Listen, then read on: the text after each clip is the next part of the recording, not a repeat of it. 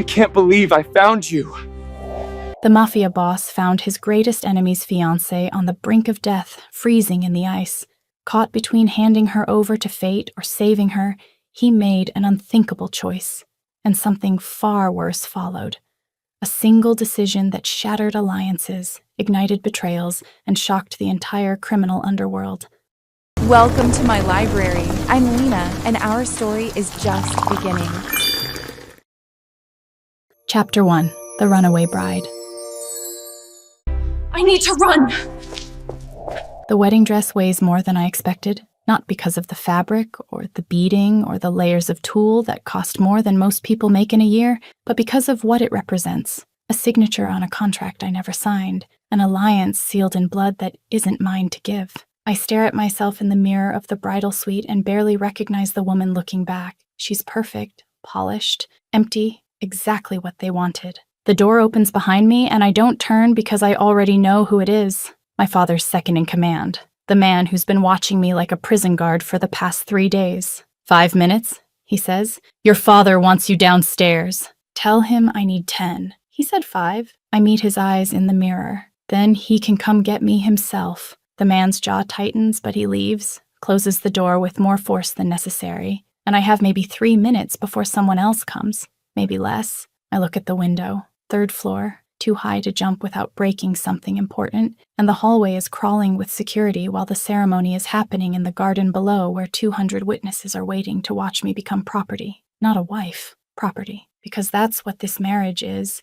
My father trading me to Antonio Russo like I'm a shipment of guns or a piece of territory he no longer needs. The marriage seals the alliance, ends the tension between the families, gives both sides what they want, everyone except me. I spent 26 years being my father's daughter, being useful, being obedient, being exactly what he needed me to be, and this is how it ends, with me in a white dress, walking toward a man I've met twice, both times with my father in the room, making sure I smiled at the right moments and said the right things.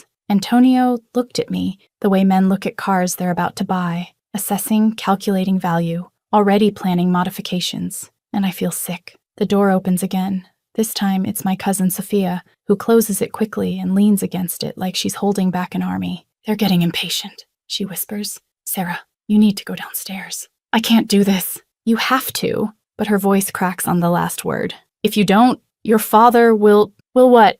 I turn to face her. Kill me? He's already doing that, just slower. Sophia's eyes fill with tears. Please don't make this harder than it is. For who? For him? For Antonio? I take a step toward her. What about me, Sophia? When does it get easier for me? She doesn't have an answer because there isn't one, and I hear footsteps in the hallway. Heavy. Multiple. They're coming. I'm sorry, I whisper to Sophia. Then I grab the small clutch I hid under the vanity table, the one with my phone, some cash, and the only thing I own that my father didn't buy, my mother's ring. Sarah, what are you? I don't let her finish. I open the door and walk straight into the hallway, past the security, past the family members lingering near the stairs. I walk like I'm supposed to be going somewhere, like I belong. No one stops me until I reach the service entrance near the kitchen where one of the catering staff looks confused. Miss Lockwood, the ceremony is... I know. I smile. Keep walking. I just need some air. I push through the door before anyone can question it further.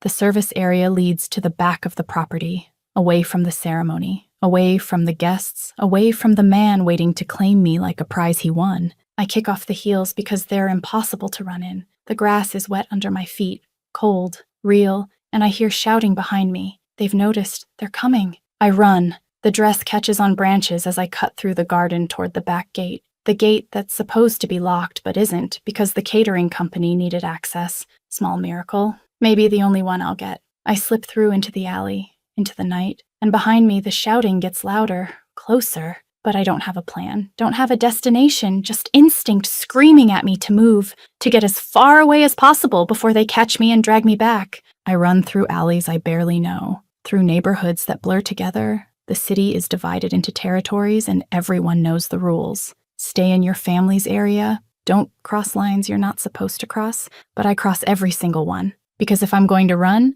I might as well run straight into the fire. Straight into the one place my father can't follow without starting a war he's not ready for. I run until my lungs burn and my feet bleed and the wedding dress is torn and filthy. I run until the adrenaline starts to fade and I feel the cold seeping into my bones. The temperature dropped while I was inside getting ready to become someone's wife. And now it's freezing and I'm barefoot in a dress that's soaked through from the wet grass and the light rain that started falling. I don't recognize the streets anymore. The buildings have changed. The energy is different, darker, more dangerous. I've crossed into Carter territory. The family my father has been quietly warring with for years. The family Antonio was supposed to help him destroy. The family whose leader is rumored to be the most dangerous man in the city. My foot catches on something in the dark. A piece of broken pavement. A rock. I don't see it until it's too late, and pain explodes through my ankle as I go down hard. My hands scrape against the frozen ground. The wedding dress tangles around my legs. I try to get up, but my ankle won't hold me. The pain is sharp and immediate, and I know I've done real damage. And behind me, I hear cars, voices. They're still looking for me. I drag myself into the shadows between two buildings, press my back against the cold brick wall. My whole body is shaking now from cold, from pain, from the reality of what I've done crashing down on me all at once. I can't run anymore. Can't hide, can't even stand, and the cold is worse now, seeping through the wet fabric, into my skin, into my bones. I curl into myself, trying to preserve what little warmth I have left. This is how they'll find me, broken and freezing in an alley wearing a wedding dress I never wanted. And my eyes are getting heavy. The shaking is slowing down. Some distant part of my brain recognizes that as a bad sign, but I'm too tired to care anymore. I hear footsteps, different from before, slower, more controlled, just one person, and I try to look up, but my vision is blurring. All I see is a dark silhouette against the streetlight, tall, broad, moving with the kind of confidence that says he owns these streets. "Well," a voice says, low, rough, "this is unexpected." I try to speak, but my teeth are chattering too hard, and the figure moves closer, crouches down. I see him properly now. Dark hair, sharp features, eyes that assess everything in seconds. He's wearing a perfectly tailored black coat, and there's a gun visible at his hip. This is Carter. Has to be. The way he carries himself, the way the shadows seem to bend around him. "You're freezing?"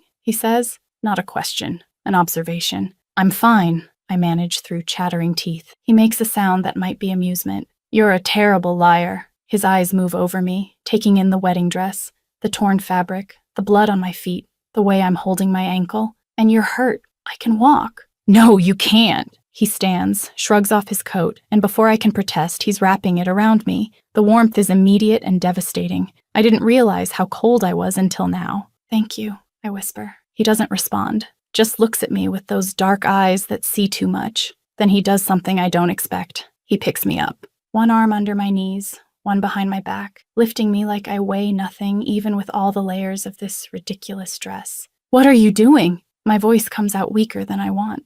"Getting you out of the cold before you die in my alley." He starts walking. His stride is steady, controlled. "That would be inconvenient for both of us. I should protest, should demand he put me down, should do literally anything except let the most dangerous man in the city carry me through his territory like I'm something precious. But I'm so cold, and his chest is so warm, and for the first time in hours, maybe years, I feel something that might be safe. "Who are you?" he asks. "Sarah Lockwood." His steps don't falter, but something changes in his expression. "Lockwood's daughter." "Yes." "In a wedding dress?" "Yes." "Running through my territory?" "Yes." A pause, then quieter. "Who were you supposed to marry?" "Antonio Russo." This time he does stop walking, looks down at me with an expression I can't read. "And you ran." "I ran." Something flickers in his eyes. Something that might be respect or calculation or something else entirely. "Interesting," he says finally, then keeps walking. And I should be terrified, should be planning my next escape, should be doing anything except relaxing into the arms of my father's enemy. But his coat smells like expensive cologne and gunpowder, and his heartbeat is steady against my ear. And for the first time in my life, I'm choosing to trust my instincts instead of my training, even if those instincts led me straight into the arms of the devil himself. Chapter 2. The Strategic Choice. You won't die.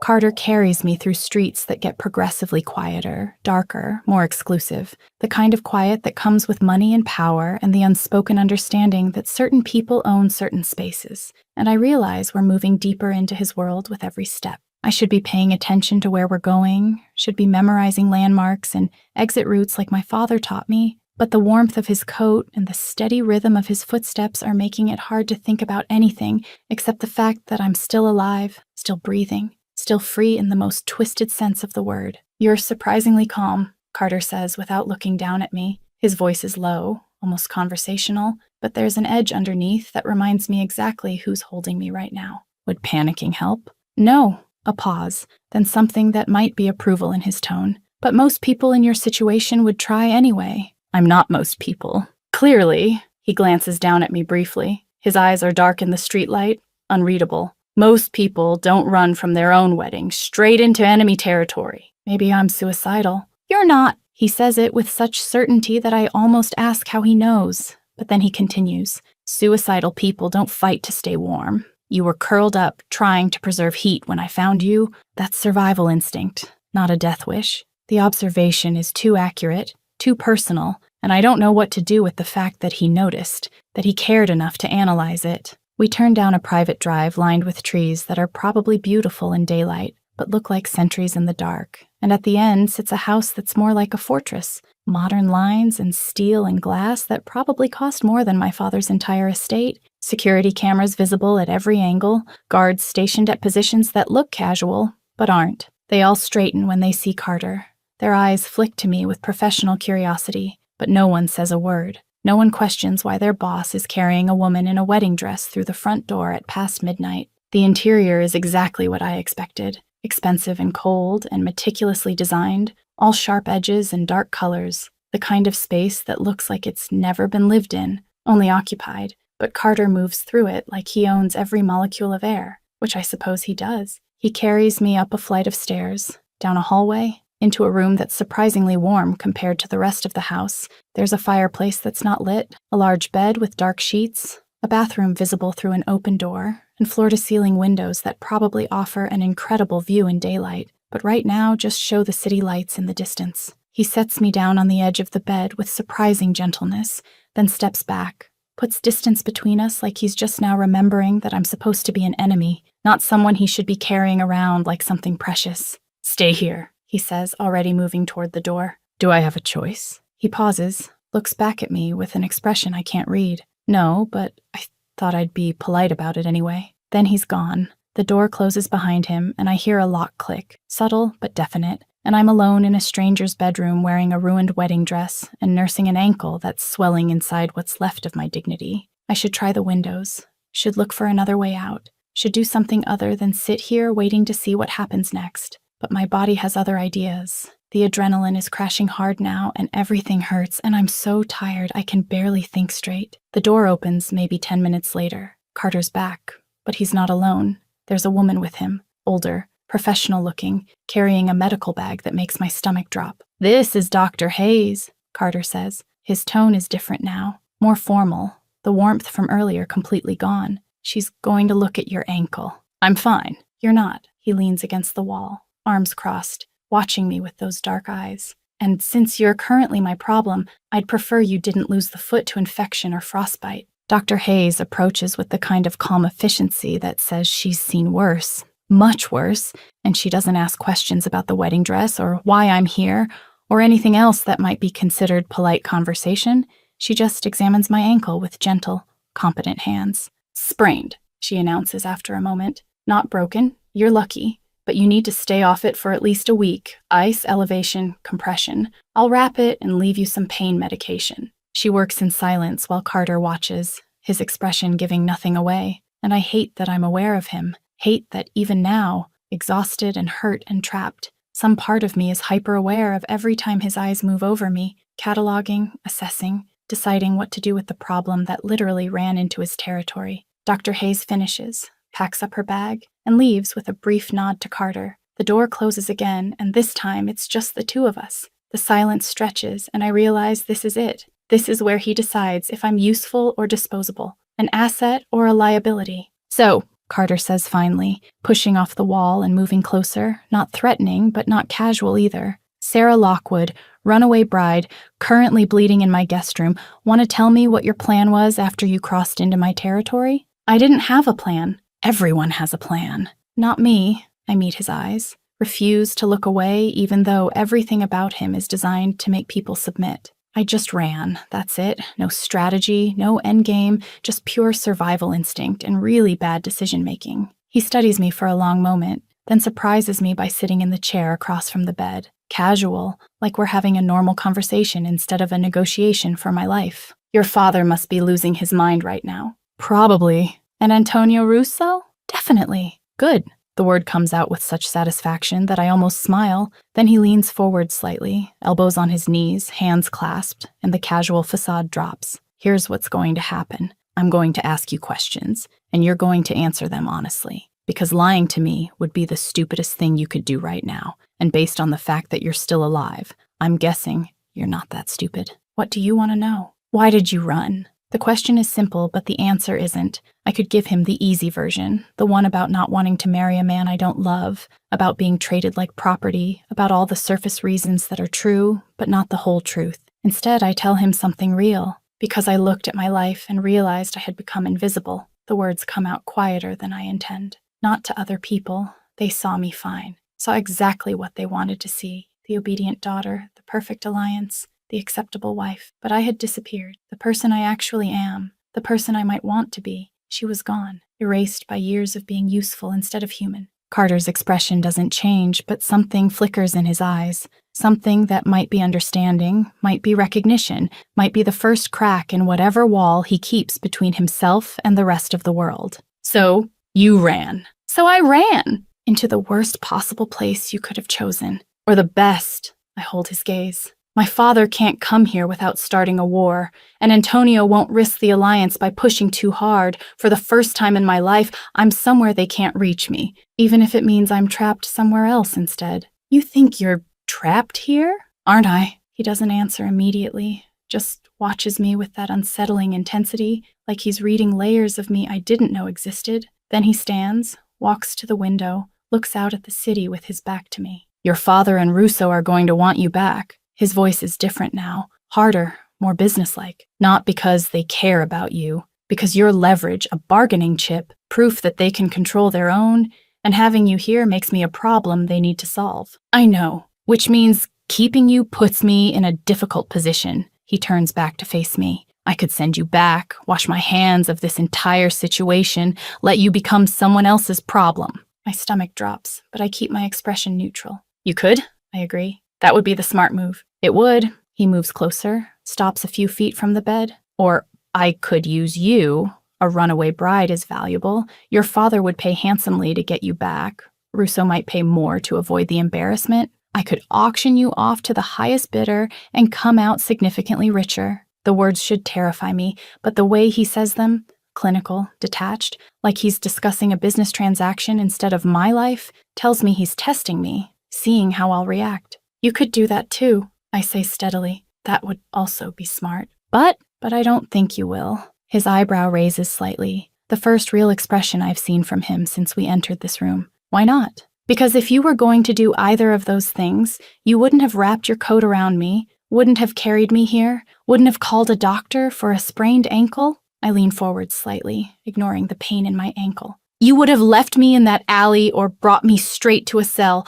Those are the moves of a man who's already decided. But you brought me here to what looks like a guest room, and you're asking me questions instead of making demands, which means you haven't decided what to do with me yet. Silence, heavy and loaded. Then Carter does something unexpected. He smiles. It's small, barely there, but it transforms his entire face for just a second. Makes him look less like a crime lord and more like a man who appreciates being surprised. You're observant? I had good teachers. I don't mention that my father was one of them. So, what are you going to do with me? He considers this. The smile is gone, but something has shifted in his expression. Some calculation happening behind those dark eyes. Then he moves to the door, pauses with his hand on the handle. I'm going to let you rest, he says finally. We'll talk more in the morning when you're not half frozen and exhausted, but for now, you're safe here. The door will be locked, but that's for your protection as much as containment. Not everyone in this house will be happy about having Lockwood's daughter under our roof. And tomorrow? He looks at me one more time, and there's something in his eyes I can't identify. Something that makes my breath catch. Tomorrow we figure out if you're a problem or an opportunity, he says.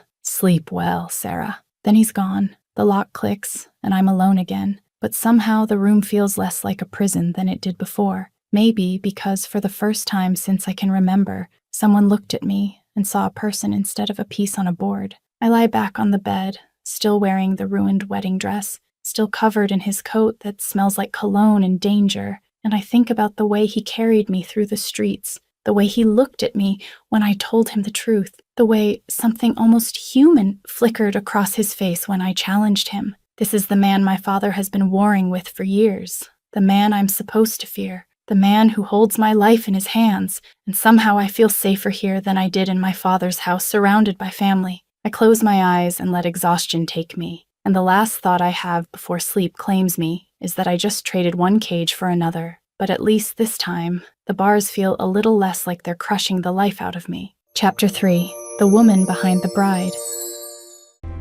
I am not property. I wake up to sunlight streaming through the floor-to-ceiling windows and the immediate realization that I'm still wearing a wedding dress, or what's left of one. The fabric is stiff with dried rain and dirt, and the bodice is digging into my ribs in a way that makes breathing uncomfortable. My ankle throbs with a dull, persistent ache that reminds me exactly how I ended up here, and for a few disoriented seconds I almost forget where here is. Then I see the unfamiliar room, the expensive minimalist furniture, the locked door, and everything comes rushing back. I'm in Carter's house, in enemy territory, trapped in the closest thing to safety I've had in years, which is either ironic or just deeply messed up. I haven't decided which yet. There's a knock on the door, sharp and professional. Then it opens before I can respond. Carter walks in carrying a tray with coffee and what looks like breakfast. He's dressed differently than last night. Dark jeans and a black t-shirt that does absolutely nothing to make him look less dangerous. If anything, it makes it worse because now I can see the way the fabric stretches across his shoulders and the tattoos that snake down his forearms. "Good morning," he says, setting the tray on the table by the window. "I wasn't sure what you liked, so I had them bring options." I push myself up to sitting, every muscle in my body protesting, and I'm suddenly very aware that I look like absolute hell, hair tangled, makeup smeared, dress torn, while he looks like he stepped out of a magazine spread about beautiful, dangerous men. "Thank you," I manage. My voice is rough from sleep and cold. "There are clothes in the bathroom." He gestures to the door. "Nothing fancy, but they should fit. You can shower, change, whatever you need, then we talk." It's not a request and we both know it, but the fact that he's phrasing it like I have a choice is interesting, like he's trying to maintain some illusion of civility, even though we both understand the reality of the situation. "And if I refuse to talk? Then you sit in that ruined dress being uncomfortable while I ask questions anyway." He moves to the chair across from the bed, sits with the kind of casual grace that probably took years to perfect. "Your choice." I consider arguing, but my body has other priorities, like getting out of this dress before I lose circulation to major organs, so I grab the coffee, take a long sip that burns all the way down in the best possible way, then push myself up and limp toward the bathroom. "Need help?" Carter asks. His tone is completely neutral, but there's something underneath that makes heat crawl up my neck. "I'm fine." "You're limping." I'm aware. I pause at the bathroom door, look back at him, but I think I can manage to undress myself without assistance. Shame? The word is so quiet I almost miss it. Then he looks up, and there's something in his eyes that wasn't there before. Something heated and interested and quickly shuttered. "Take your time." The bathroom is as expensive as the rest of the house, all marble and chrome and a shower that probably has more settings than my father's security system. There's a stack of clothes on the counter like he promised, soft pants and a sweater that look brand new, and I don't let myself think about why he has women's clothes in his house or who they might belong to.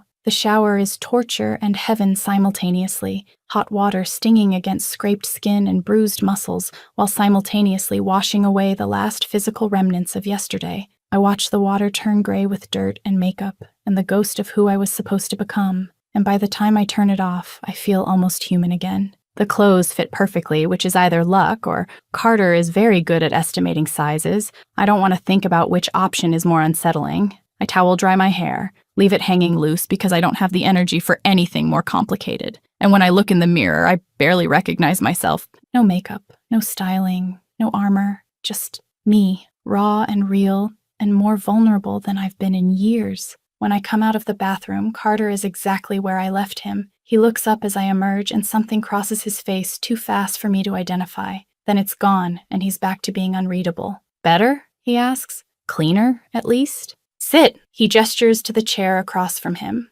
There's a small table between them with the breakfast tray. Eat something, then we talk. I should probably be more cautious about food from a crime lord, but my stomach has opinions about the last time I ate, which was approximately 24 hours ago, so I sit and reach for what looks like toast. So, Carter says once I've taken a few bites, let's start with the obvious question. What did you think would happen when you ran into my territory? Honestly, I meet his eyes. I thought I'd probably die, but that seemed preferable to marrying Antonio Russo, so here we are. He doesn't react to the brutal honesty, just watches me with that intense focus. You expected me to kill you. I expected you to do whatever was strategically beneficial. I take another bite. My hands are steadier now, which might have been killing me, might have been sending me back, might have been something else entirely. I didn't really have the luxury of planning that far ahead. And now I'm sitting in your house, eating your food, wearing your clothes. So clearly the killing option is off the table, for today at least.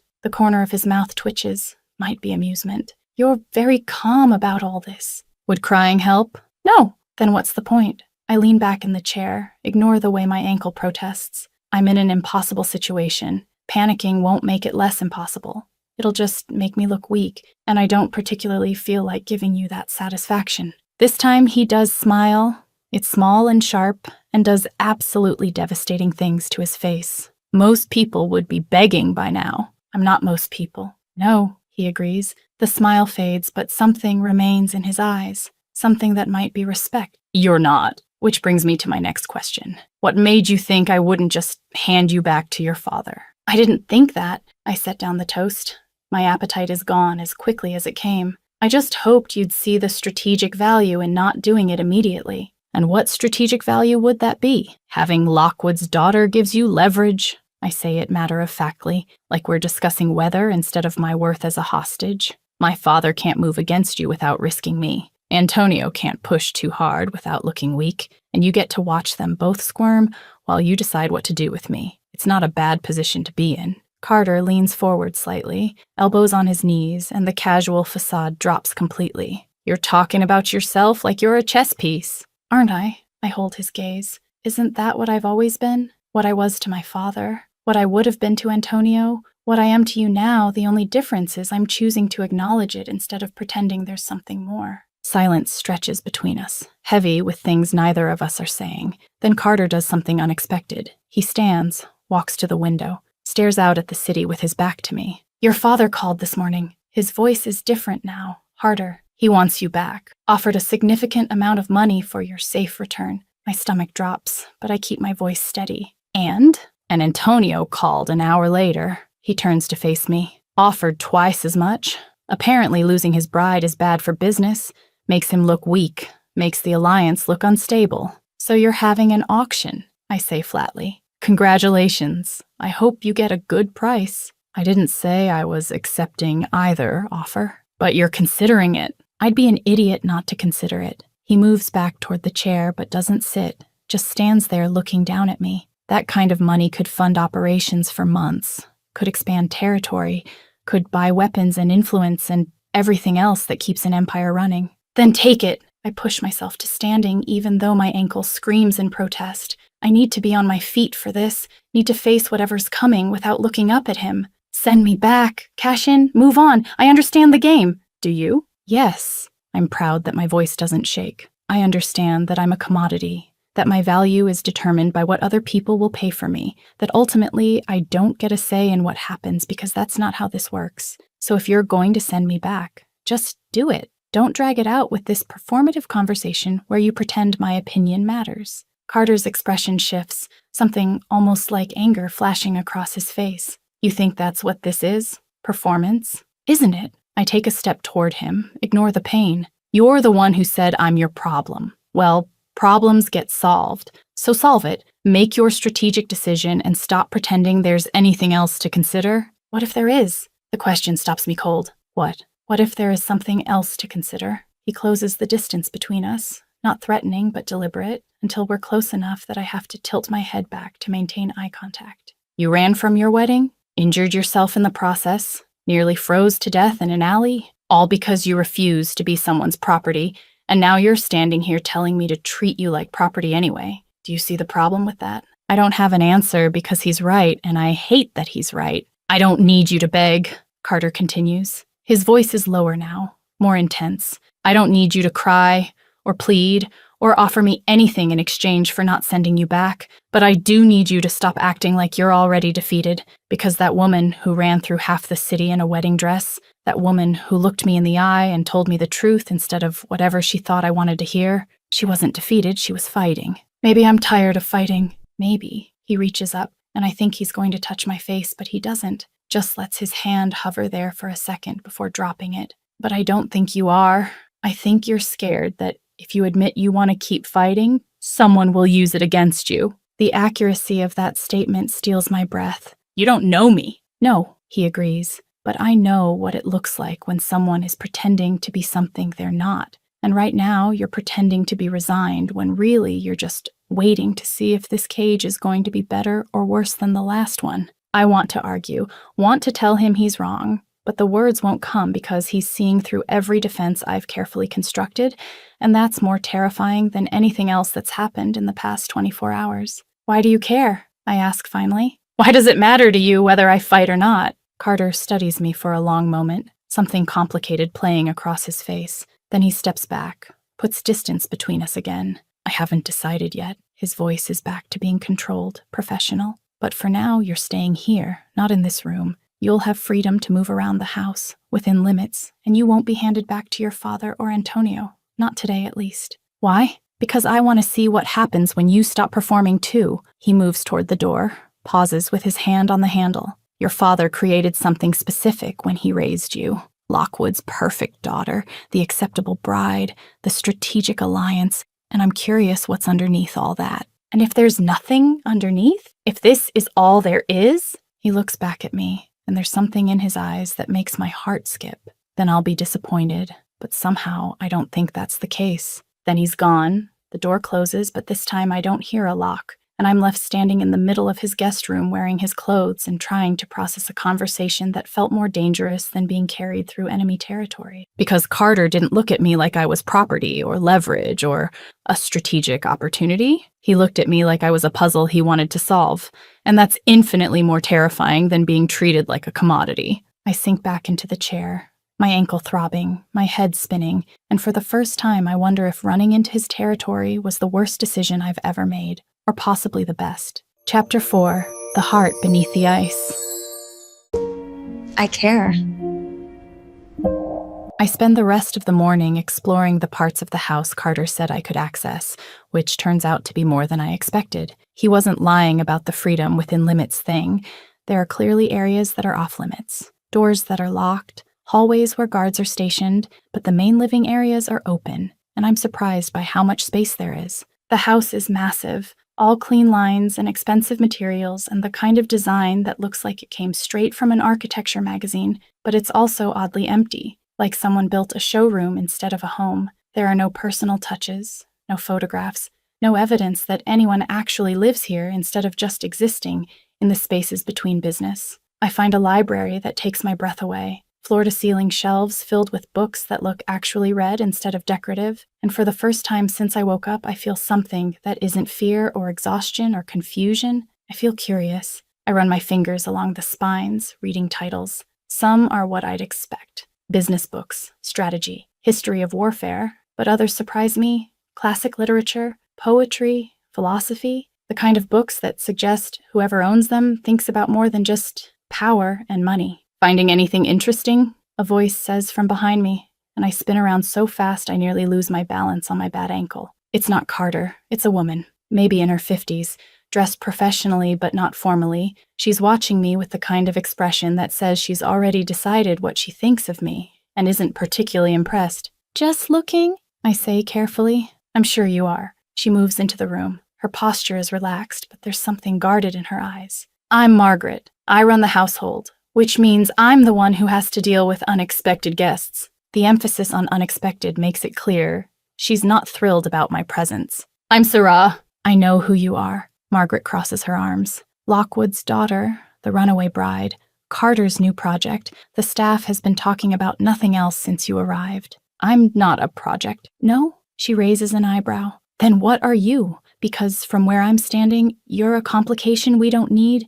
Your father is already making threats. Antonio Russo called twice this morning, and Carter is refusing to take any calls about you, which means he's planning something. And when Carter plans things, people tend to get hurt. The bluntness is almost refreshing after a morning of careful conversations. I didn't ask to be here, but you are here. Margaret's expression softens slightly. Look, I'm not trying to be cruel, but you need to understand what you've walked into. This isn't a safe house. It's not a refuge. It's the heart of an organization that your father has been trying to destroy for years, and the fact that Carter hasn't sent you back yet means he sees value in keeping you. The question is what kind of value? I know what I am to him. Do you? Margaret studies me for a long moment. Because Carter doesn't usually bring problems home. He solves them elsewhere, keeps them separated from his personal space, but you're here, in the main house, wearing his clothes, eating at his table, which means something about you is different. I just haven't figured out what yet. Before I can respond, Margaret's phone buzzes. She glances at it, and her expression shifts to something more professional. Carter wants you in his office in an hour, she says, already moving toward the door. Down the hall. Last door on the right. Don't be late. Then she's gone, and I'm alone in the library again, surrounded by books that tell me more about Carter than any conversation has. He's not just a crime lord. He's someone who reads poetry, who thinks about philosophy, who fills a house with books instead of weapons. I spend the next hour reading, or trying to. My mind keeps wandering to what Margaret said, about Carter planning something, about me being different, about the fact that I'm here in his home instead of locked in some remote location. When the hour is almost up, I make my way down the hallway Margaret indicated. My ankle is feeling slightly better but still tender, and I'm trying not to limp too obviously when I hear music coming from one of the rooms. Not just any music, classical piano, something beautiful and melancholic that makes me stop walking. The door is slightly open, and I know I shouldn't look. No, I should just keep walking to Carter's office. But curiosity wins, and I peek through the crack. There's a grand piano in the center of the room, and sitting at it is Carter. His back is to the door, his fingers moving across the keys with the kind of fluid grace that comes from years of practice, and he's playing something that sounds like it's breaking his heart. I've never seen him like this, without the careful control, without the mask of the dangerous crime lord, just a man playing piano like it's the only thing keeping him sane, and something about it makes my chest tight. I should leave, should give him this private moment, but I can't make myself move. And then the worst possible thing happens. My phone buzzes in my pocket, loud in the quiet hallway, and Carter's hands stop moving. He turns, sees me standing there watching him, and for a second neither of us moves. Then something complicated crosses his face. Surprise and annoyance and something else I can't identify. How long have you been standing there? His voice is carefully neutral. Not long. I step into the room because there's no point pretending I wasn't watching. I didn't know you played. There are a lot of things you don't know about me. Apparently, I move closer to the piano, my ankle forgotten. That was beautiful. Sad, but beautiful. Carter's hands are still resting on the keys. His posture is tense, like he's trying to decide if he's angry about being caught or something else entirely. It's Chopin, he says finally. Nocturne in C-sharp minor. My mother used to play it. The mention of his mother surprises me. It's the first personal thing he's shared that isn't a strategy or a threat. Used to? She died when I was 12. He stands from the piano, putting distance between himself and the instrument. This was hers. The piano. It's the only thing I kept from the house I grew up in. I don't know what to say to that. Don't know how to respond to this sudden glimpse of humanity from a man who's spent our entire acquaintance being either threatening or calculating. I'm sorry, I manage finally. Don't be. He moves to the window, looks out at the grounds. It was a long time ago, but the way he says it, the way his shoulders are still tense, tells me it doesn't matter how long ago it was. Some wounds don't heal, they just get buried deeper. You're good, I say, because the silence is getting heavy. At playing, I mean, you're really good. I used to play every day. Carter glances back at me. Before all this, before I took over the organization, it was the one thing that was mine. The one thing that had nothing to do with my father's business or expectations or any of it. What changed? I did. He turns fully to face me now. I became what I needed to become. And men like me don't sit around playing piano. We build empires and make enemies and do whatever it takes to survive. There's something bitter in his voice, something that sounds like regret, and I realize this is what Margaret meant. This is the thing that makes me different. I'm seeing parts of Carter that he doesn't usually show, and I don't know if that makes me special or just dangerously exposed. That's sad, I say quietly. What is? That you had to give up something you love to become what other people expected. Carter stares at me, and something in his expression shifts, softens for just a second before the walls go back up. We all make sacrifices, he says, but his voice is different now, less hard. You understand that better than most. He's right. I do understand. I gave up pieces of myself for years trying to be what my father needed,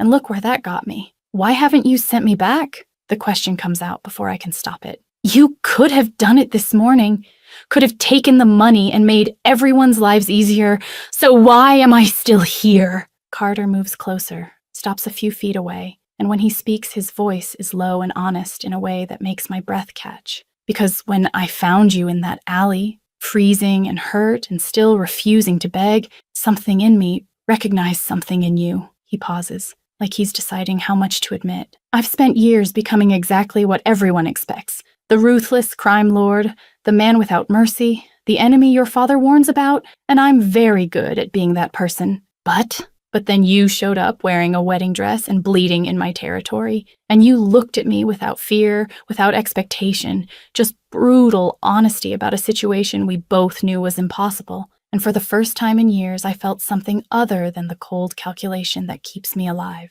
My heart is pounding, and I don't know what to do with this confession. Don't know how to process the fact that Carter, the most dangerous man in the city, is standing here telling me I make him feel something. What did you feel? My voice comes out barely above a whisper. Carter takes another step closer, close enough now that I can see the gold flecks in his dark eyes, close enough that I can smell his cologne. Curiosity, he says finally, about who you really are, about what you could become if you weren't performing for someone else's benefit, about whether that fire I saw in the alley is real or just a desperate act from someone who had no other options. And if it's real, then you're dangerous. A ghost of a smile crosses his face. Not because you're Lockwood's daughter, or because you could be leverage, but because you make me want things I stopped wanting a long time ago. Like what? Like connection. He says it so quietly, I almost miss it. Like seeing someone and being seen in return. Like having one person in this world who isn't afraid of me or trying to use me or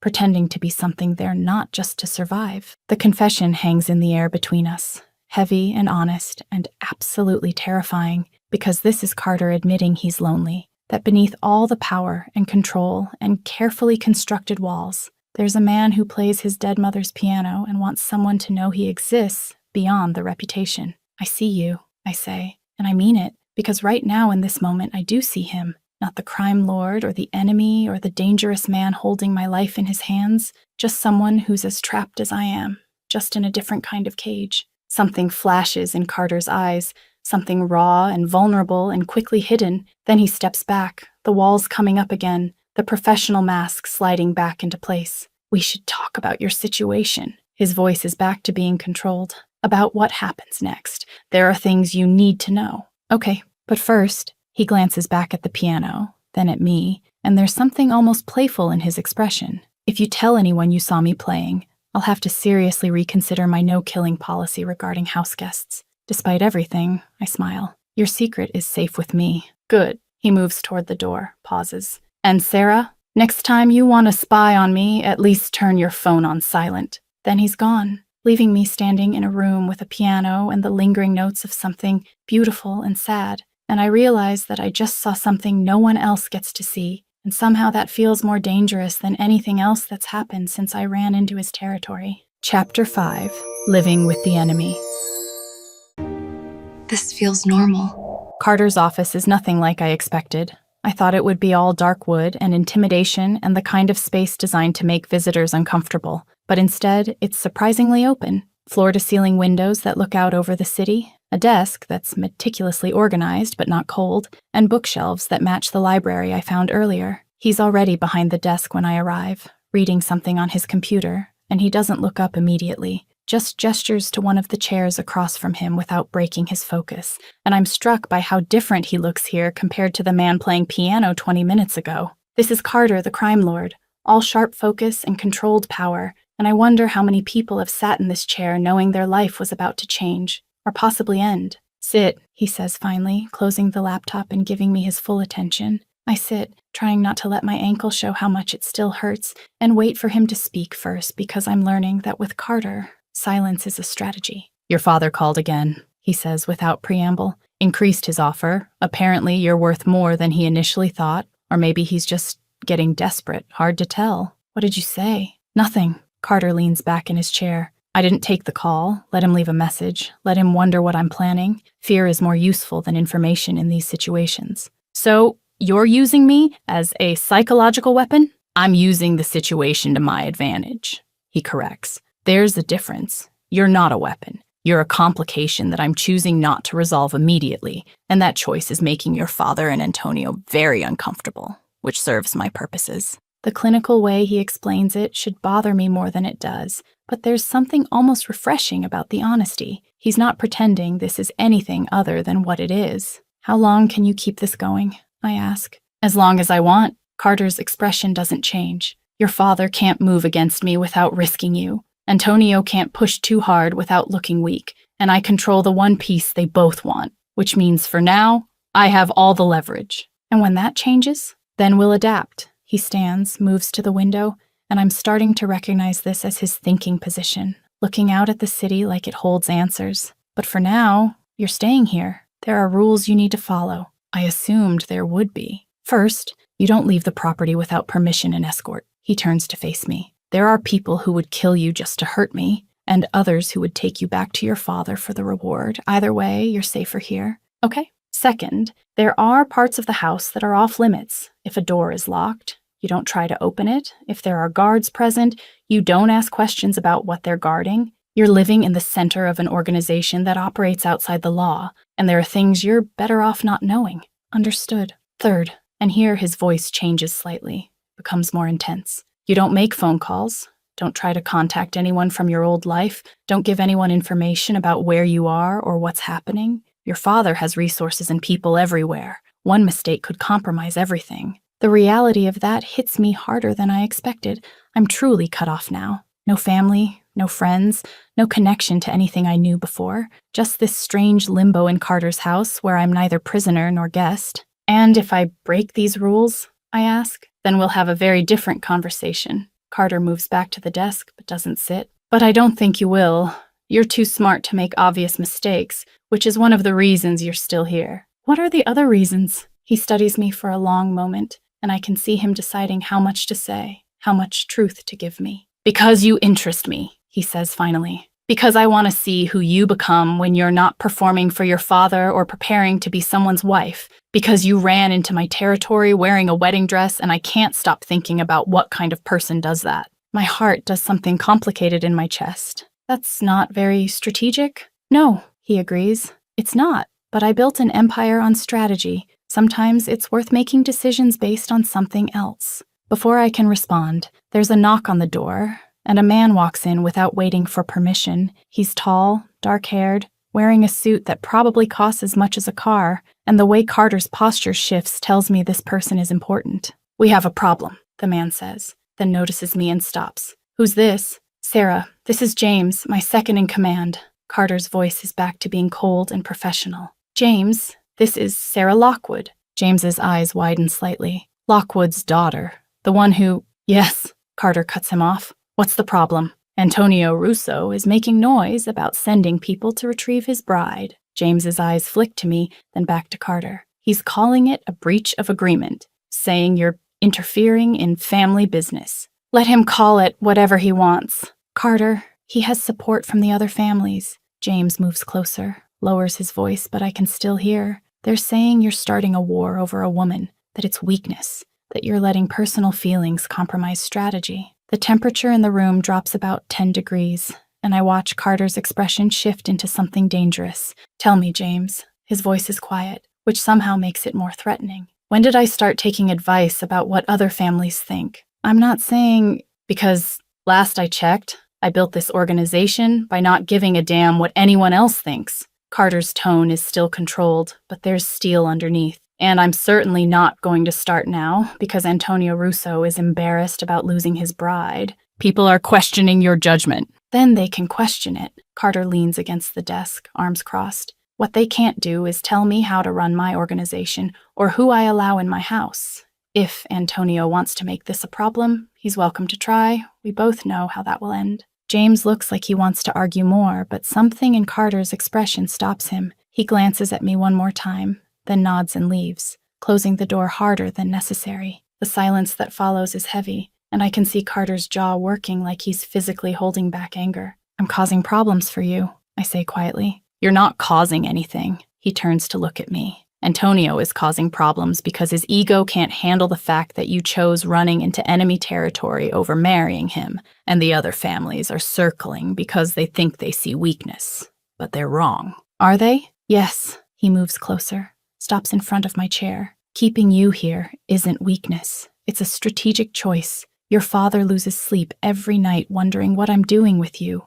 Antonio looks like a fool who can't control his own bride. And I get to watch them both scramble while I decide what my next move is. That's not weakness. That's power. But if people think, I don't care what people think. Carter's voice is firm. I care about results, about control, about maintaining the position I've built. And right now, you being here serves all of those purposes. He's saying the right things, the strategic things, but there's something in his eyes that suggests it's not the whole truth. That maybe James was right about personal feelings compromising strategy, even if Carter won't admit it. You should rest, he says, stepping back. Your ankle needs time to heal. Margaret will bring you lunch. And if you need anything, there are staff throughout the house. Carter, I stand facing him. Thank you for not sending me back, for letting me stay. Whatever your reasons are, I know it's complicated, and I appreciate it. Something crosses his face, soft and quickly hidden. Don't thank me yet? You might regret this arrangement before it's over.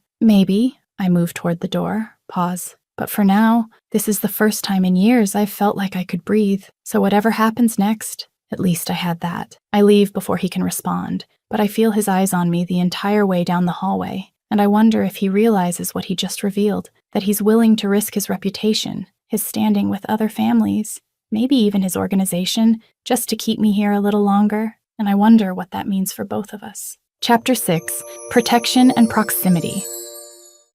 I want freedom. 3 days pass in a strange kind of limbo, where I'm not quite a prisoner and not quite a guest, just existing in the space between while Carter handles whatever business keeps him locked in his office for hours at a time, and I explore the parts of the house he said I could access, while trying not to think about what happens when this temporary arrangement becomes untenable. Margaret warms up to me slowly, or at least stops looking at me like I'm about to explode. She brings me meals at regular intervals and doesn't comment when I barely eat them because my stomach is still adjusting to the constant anxiety. But on the third day, she sits down across from me at breakfast with a cup of coffee and a look that says, we're about to have a conversation I probably won't enjoy. He's been asking about you, she says without preamble. Who? Carter. She takes a sip of coffee. Asks if you ate, if you slept, if you need anything. He's never done that before, not with anyone. He's just being a good host. Margaret laughs. It's not a kind sound. Sweetheart, Carter doesn't do hosting. He does strategy and control and occasionally violence when necessary. But asking after someone's well-being? That's new. I don't know what to say to that. Don't know how to process the idea that Carter is apparently worried about me, so I just focus on my toast and hope Margaret drops it. She doesn't. Just be careful. Her voice is gentler now. Whatever this is between you two, it's making him different. And different can be dangerous when you're running an organization like this. People are already talking, already questioning his judgment, and if they think you're a weakness, they can exploit. She doesn't finish, but she doesn't need to. I understand the implication that caring about me could get him killed, or me killed, or both of us killed, because that's how this world works. I'm not trying to be a weakness, I say quietly. I know, Margaret stands, but sometimes we don't get to choose what we become to other people. She leaves and I'm alone with my breakfast and the uncomfortable realization that I'm affecting Carter in ways I didn't intend, in ways that could be dangerous for both of us. Later that afternoon, I'm in the library again because it's become my safe space. The one room where I can pretend I'm just a person who likes books instead of a runaway bride hiding in enemy territory. When Carter walks in carrying his laptop and a cup of coffee, like this is completely normal. Mind if I work here? He asks, already moving to one of the chairs by the window. It's your house. That's not an answer. Then no, I don't mind. He settles into the chair with the kind of casual grace that shouldn't be possible for someone his size, opens the laptop and starts typing, and I try to go back to my book, but I'm hyper-aware of him, of the way he occasionally glances up at me, of the sound of his fingers on the keyboard, of the fact that he chose to work here instead of his office. 20 minutes pass in silence before I can't take it anymore. Why are you here? I ask. Carter looks up, one eyebrow raised. Working. You have an office? I do. So why work in the library? He closes the laptop, studies me with that intense focus that makes me feel like I'm being x-rayed. Because I wanted to. That's not an answer. You just used that line on me. There's amusement in his voice now. And you didn't give me a real answer either. Carter stands, moves to the bookshelf nearest me, runs his fingers along the spines like he's looking for something specific, and when he speaks, his voice is quieter. Margaret said you're not eating enough. I'm eating fine. She said you barely touched breakfast. Since when do you care about my eating habits? He pulls a book from the shelf, some leather-bound edition that looks older than both of us, and turns to face me. Since I found you half frozen in an alley, turns out nearly watching someone die makes you invested in their continued survival. Who knew? The sarcasm doesn't hide the truth underneath, and I realize with a start that Margaret was right. He is worried about me, in whatever way Carter worries about people. I'm fine, I say again, but gentler this time. You're not. He moves closer, sits on the arm of the chair across from mine. You're anxious and stressed and probably not sleeping well,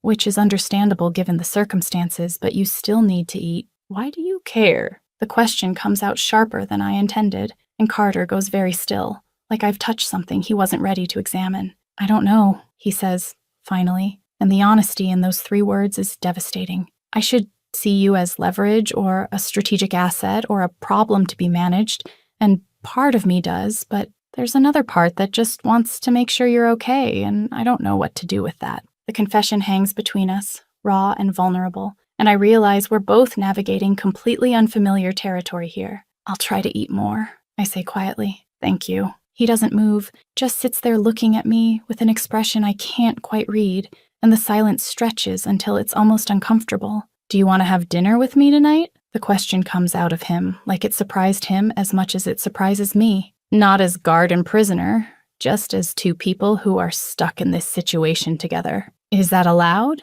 I make the rules. His mouth quirks slightly. So, yes. Then okay. Something shifts in his expression. Relief, maybe, or satisfaction. And he stands. 7 o'clock. Dining room. Margaret will show you where. He's almost to the door when I call after him. Carter? He turns back. Why did you really come to the library? He looks at me for a long moment, and when he speaks, his voice is almost too quiet to hear. Because when I'm in my office, all I do is think about what could go wrong, about threats and strategies and all the ways this situation could explode. But when I'm here with you, reading or working in silence, it's the first time in years I've felt something like peace. Then he's gone, leaving me alone with a book I'm no longer reading and the terrifying realization that whatever is happening between us is moving faster than either of us can control, and I don't know if that's going to save us or destroy us. That evening, I find the dining room with Margaret's help. It's less formal than I expected, just a table that seats 8 with floor-to-ceiling windows showing the city at twilight, and Carter is already there, changed from his earlier clothes into dark jeans and a sweater that makes him look less like a crime lord and more like someone I might have met under different circumstances. You came, he says, like he wasn't sure I would. You invited me. That doesn't always mean people show up. He pulls out a chair for me, and the gesture is so unexpectedly gentlemanly that I almost laugh. Dinner is surprisingly normal, roasted chicken and vegetables and bread that's still warm, and we eat in comfortable silence for a few minutes before Carter speaks. Tell me something about yourself that has nothing to do with your father or the life you left behind. The request catches me off guard. Like what? Anything. He leans back in his chair. Your favorite book. A place you've always wanted to visit. Something that makes you you instead of just Lockwood's daughter. I think about it. Really think about it. and realize I don't have an easy answer because I spent so long being what my father needed that I stopped being anything else. I don't know, I admit finally. Then we'll figure it out together, Carter says, and there's something in his voice that sounds like a promise. Starting tonight. And somehow, impossibly, that sounds like the most dangerous thing either of us could do. Chapter 7. Dangerous Territory. I can't have intentions. Okay, Carter says, setting down his fork. Let's start simple. What's your favorite color? I almost laugh because of all the questions he could ask. That's the most mundane. I don't know if I have one. Everyone has a favorite color. Do they? Or do they just have a color they were told to like? I take a sip of wine, the first alcohol I've had in days, and it goes straight to my head. My bedroom growing up was pink, because that's what my father thought girls liked. I never got to choose. Carter's expression darkens slightly. So choose now. Just like that? Why not? He gestures around the room. You're not in your father's house anymore. You don't have to be what anyone expects, so pick a color, any color, the most ridiculous one you can think of. I consider this, really consider it, and something loosens in my chest. Purple.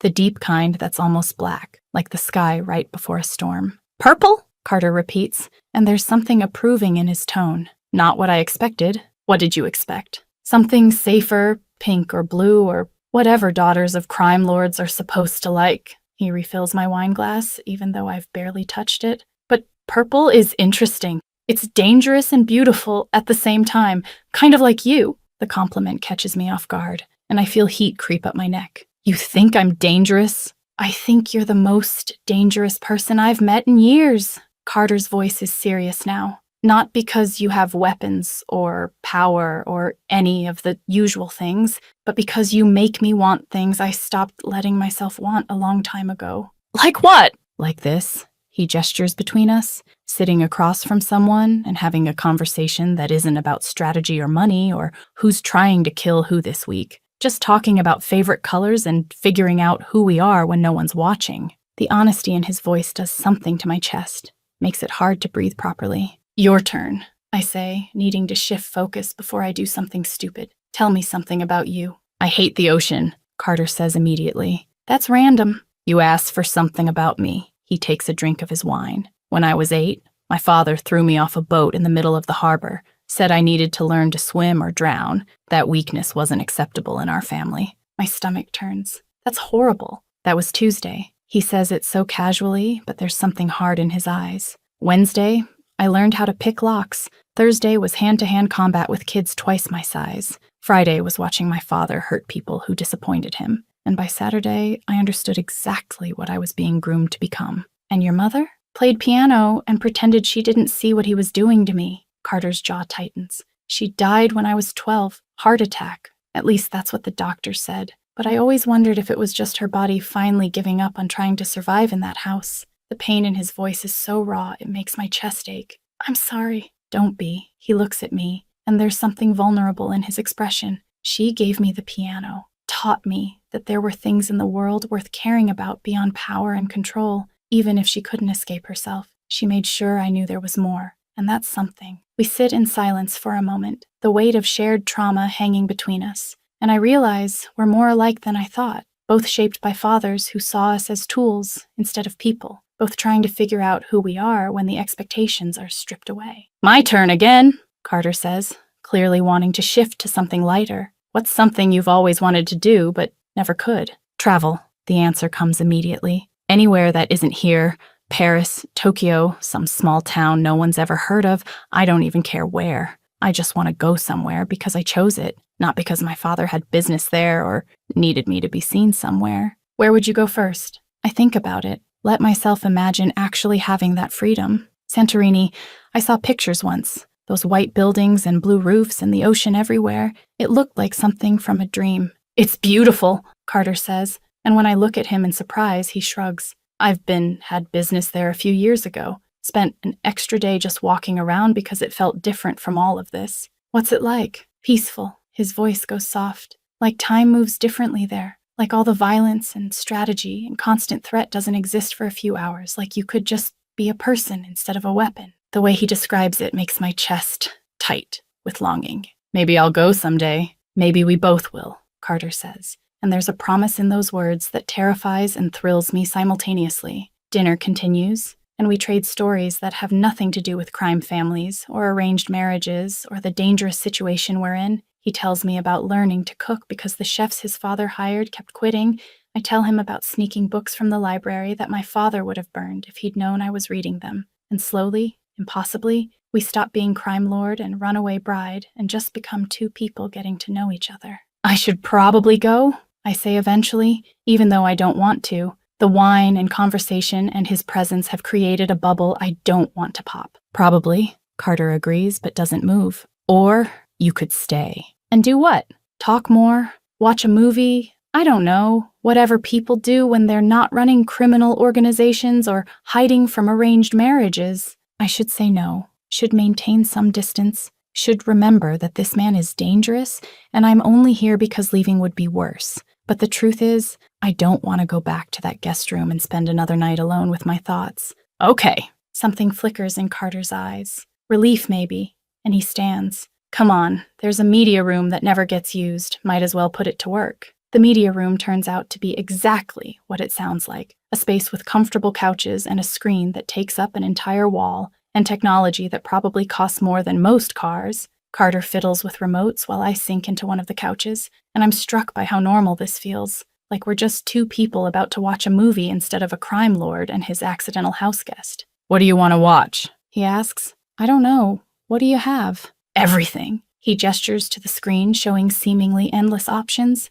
That's the problem with streaming services, infinite choices, and no idea what you actually want. You pick. Dangerous words, but he scrolls through options with the kind of focus he probably uses for business decisions. How do you feel about action movies? Seems on brand for you. That's a yes? That's a yes. He selects something that looks explosively expensive, and the movie starts. But I'm not really watching because I'm too aware of Carter sitting a respectable distance away on the same couch, and I wonder if he's as conscious of the space between us as I am. 20 minutes into the movie, his phone buzzes. He glances at it and his entire body language changes, goes from relaxed to tense in a heartbeat. What's wrong? I ask. Antonio's making a move. Carter's voice is cold now, all business. He contacted the Valdez family, trying to build a coalition to pressure me into returning you. My stomach drops. What does that mean? It means the game just got more complicated. He stands, already moving toward the door. Stay here. I need to make some calls.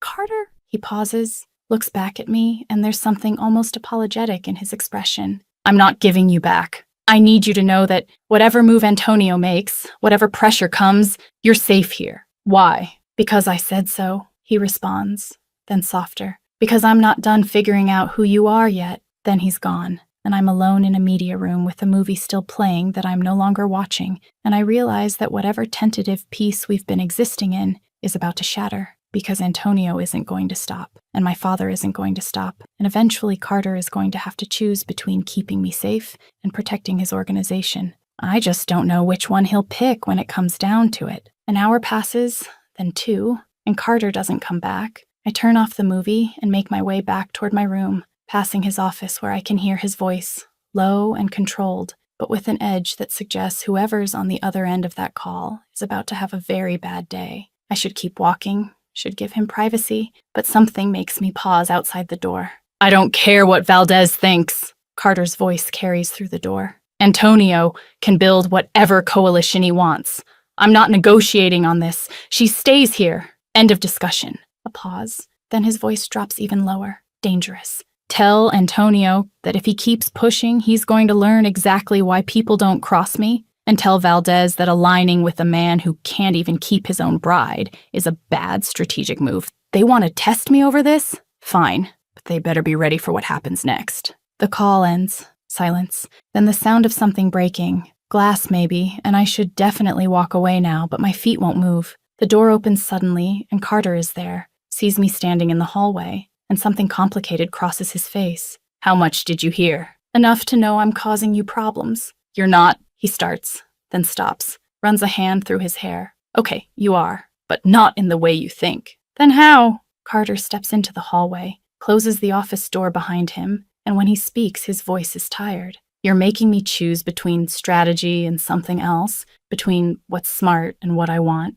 And I've spent my entire life making the smart choice, the strategic one, the one that keeps the organization strong. But with you, I keep wanting to make the other choice, the selfish one. And that's dangerous for everyone involved. Then maybe you should send me back, I say, even though the words taste like acid. Maybe that's the smart play. Probably. He takes a step closer. But I already told you, I'm not done figuring out who you are yet. And apparently, I'm willing to risk a lot to keep that option open. Why? Because for the first time in years, I feel like I'm living instead of just surviving. The confession comes out raw. Because you look at me like I'm a person instead of a weapon. Because when I'm with you, I remember what it felt like before all of this consumed everything. And I'm selfish enough to want more of that, even if it costs me. The honesty steals my breath. Carter, go to bed, Sarah, he says, but his voice is gentle. Tomorrow is going to be complicated, and you should rest while you can. He starts to walk away, back toward his office, and I do something that surprises both of us. I grab his hand. He stops, turns, looks at our joined hands like he's not sure what to do with them. Thank you, I say quietly, for choosing the selfish option, for not sending me back, for giving me a chance to figure out who I am. I know it's costing you, and I just wanted you to know it means something. Carter stares at me for a long moment, then does something that stops my heart. He brings my hand to his lips, presses a kiss to my knuckles, gentle and devastating. Get some rest, he says again, then releases my hand and disappears into his office, leaving me standing in the hallway with my heart racing and the ghost of his lips on my skin. And I realize that whatever is happening between us just crossed a line we can't uncross. And I don't know if that terrifies me or thrills me or both. Chapter 8, The Choice. I choose you. I don't sleep that night, just lie in bed, replaying the feel of Carter's lips on my hand and wondering what it means that such a small gesture can feel like everything. And when dawn breaks through the windows, I'm still wide awake, still thinking about the way he looked at me, like I was something worth risking everything for. Margaret brings breakfast, but her expression is different today, worried in a way that makes my stomach knot. Carter wants to see you, she says without her usual preamble. In his office now. The urgency in her tone gets me moving. I throw on clothes and make my way down the hallway, my ankle barely protesting anymore. And when I reach his office, the door is already open. Carter is standing by the window with his phone pressed to his ear, his entire body tense. I don't care what they're offering, he says into the phone. His voice is cold and final. The answer is no. It will always be no, so you can tell Antonio and Valdez and anyone else who wants to weigh in that this conversation is over. He ends the call, turns, sees me standing in the doorway, and something in his expression makes my breath catch.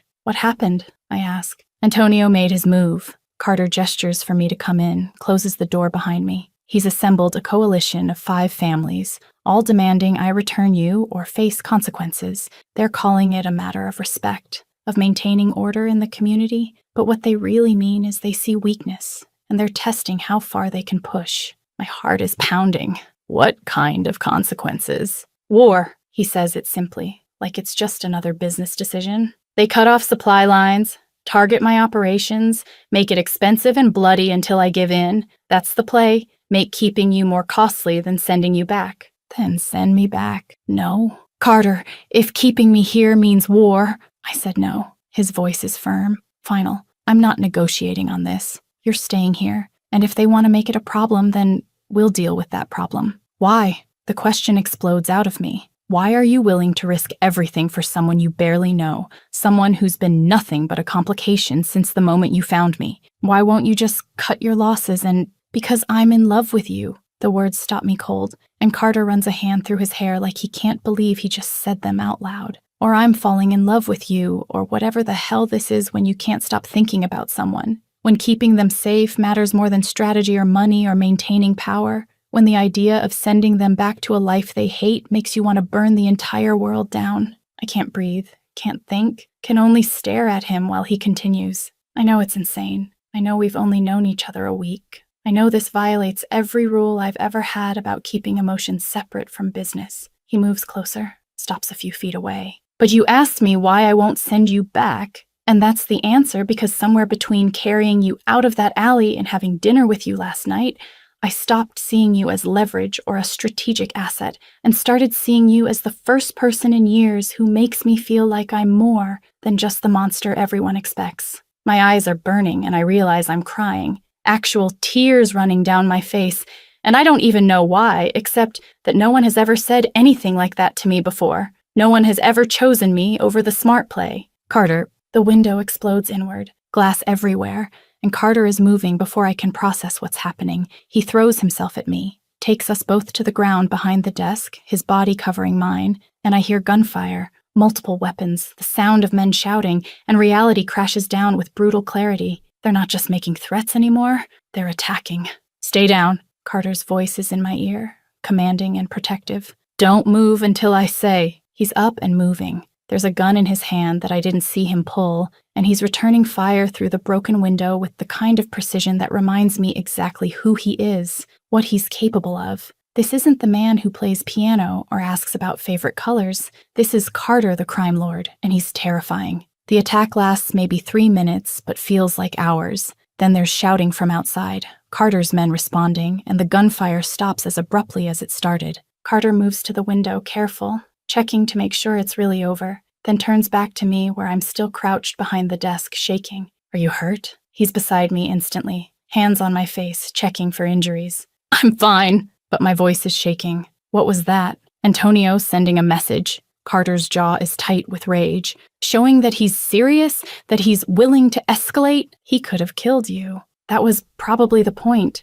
Carter helps me to my feet. Glass crunches under our shoes. But he underestimated my security, or he sent amateurs. Either way, it was a failed attempt. James bursts through the door, gun drawn, sees us, and some of the tension leaves his shoulders. Everyone okay? We're fine. Carter's voice is cold, controlled. Casualties? 2 of ours injured. Nothing serious. We took out 3 of theirs, the rest scattered. James looks at me, then back at Carter. This is getting out of control. Antonio's not going to stop. And now that he's drawn blood, he's committed. We need to make a decision. I already made my decision, Carter says, and there's steel in his voice. Double the security, put everyone on high alert, and send a message to Antonio that if he comes at me again, he better not miss, because I won't. James nods and leaves, and I'm alone with Carter again, surrounded by broken glass and the lingering smell of gunpowder, and the reality of what he's chosen crashes over me. You could have died, I say, my voice barely above a whisper. Because of me, you could have died, but I didn't. Carter, this is insane. Keeping me here is going to get people killed, is going to destroy everything you've built. You can't sacrifice your entire organization for you? He moves closer, cups my face with both hands. Yes, I can and I will, because that organization, that power, that reputation, all of it means nothing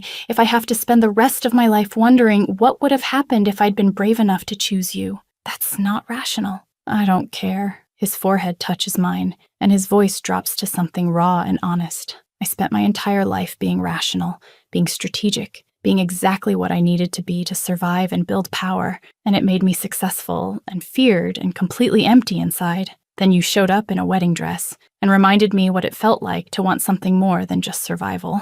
What if wanting me destroys you? Then I'll be destroyed. He pulls back enough to look me in the eyes. But at least I'll know I lived before I died, that I chose something real instead of just existing in a carefully constructed cage. You understand that better than anyone. You ran from your own wedding because you refused to be someone's possession. Well, I'm refusing to let fear or strategy or anyone else dictate what I do with my heart. The declaration is so honest, so raw that I can't help myself. I close the distance between us and kiss him. It's not gentle or tentative. It's desperate and real, and everything I've been feeling for the past week compressed into a single moment. And Carter responds immediately, one hand tangling in my hair while the other wraps around my waist, pulling me closer like he's afraid I'll disappear. We break apart, breathing hard, and there's something fierce and possessive in his eyes. You're mine, he says, not a question, a statement. I don't care what Antonio thinks, what your father thinks, what anyone thinks.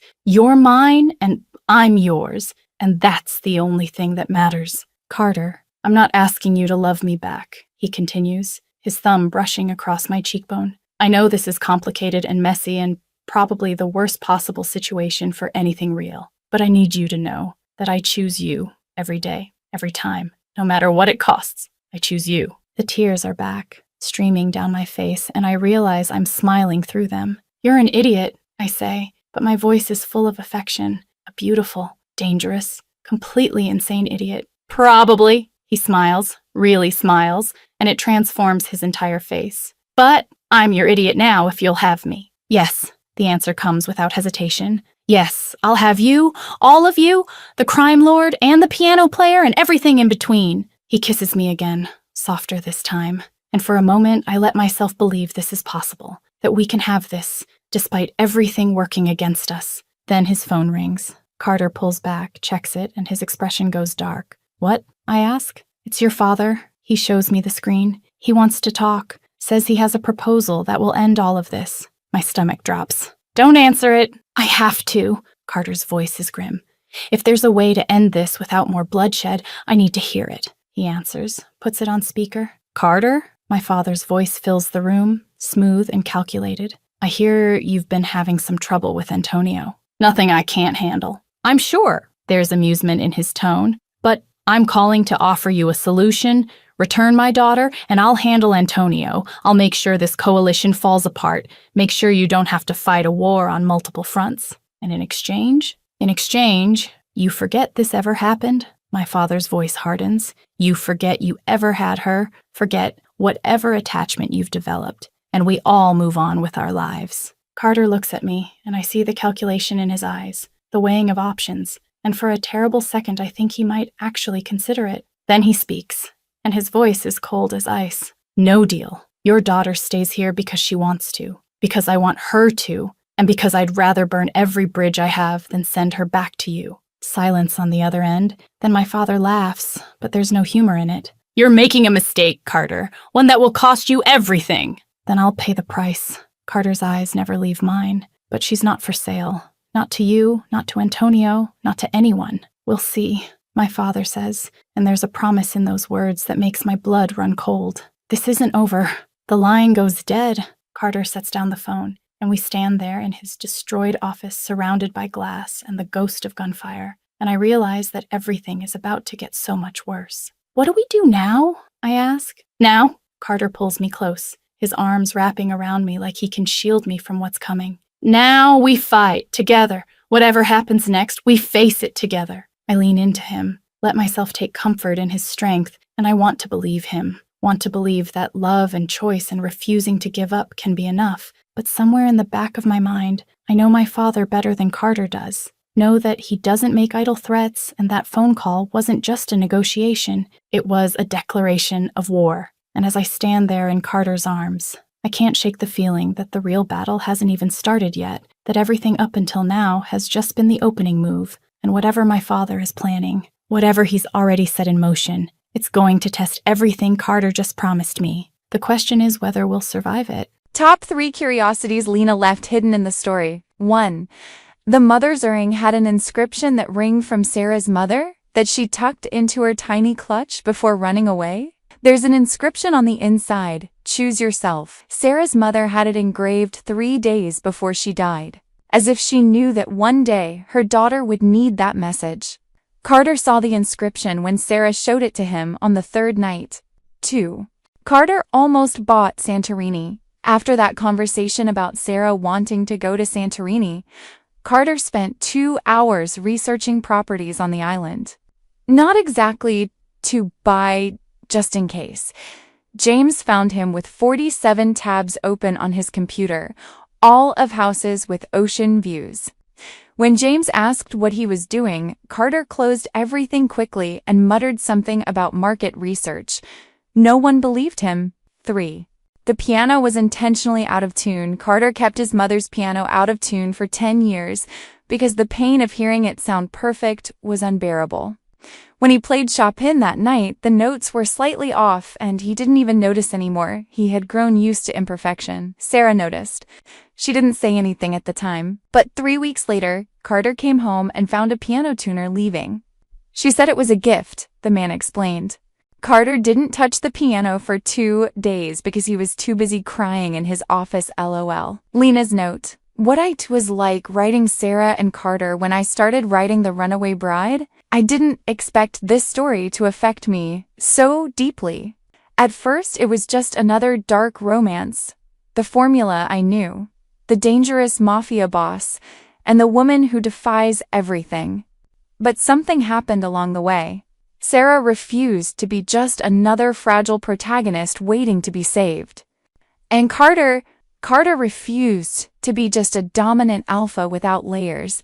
The moment that changed everything for me was the piano scene.